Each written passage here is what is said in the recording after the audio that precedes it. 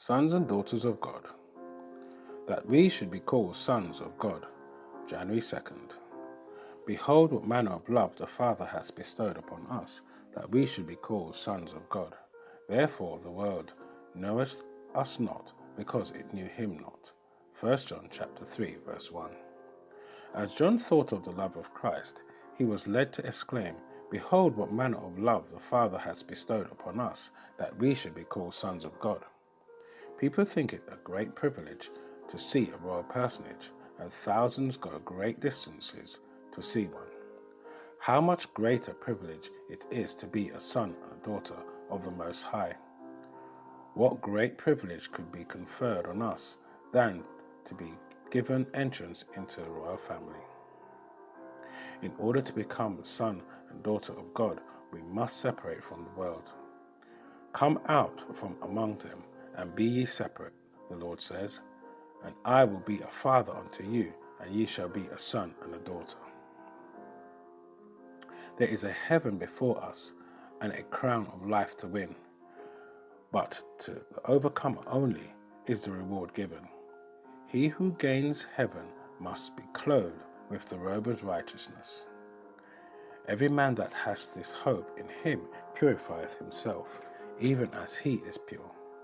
In the character of Christ there was no discord of any kind, and this must be our experience. Our lives must be controlled by the principles that controlled his life. Through the perfection of the sacrifice given for the guilty race, those who believe in Christ, coming unto him, may be saved from eternal ruin. Let no one be so deluded by the enemy as to think that it is a condescension for any man, however talented or learned or honored, to accept Christ.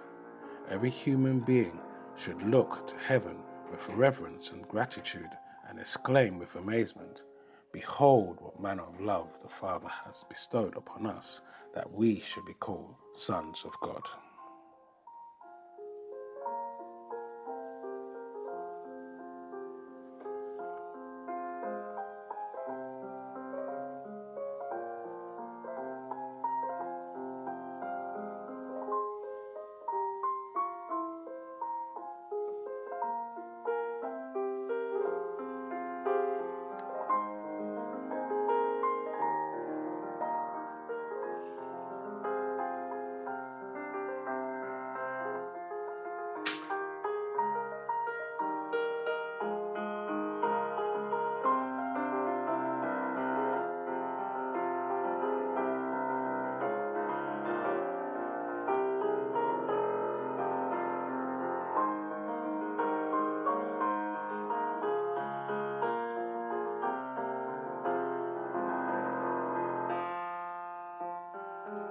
This is your daily devotional. We thank you for listening. We hope you can join us again tomorrow. Please also check the comment section and the YouTube link for further study notes.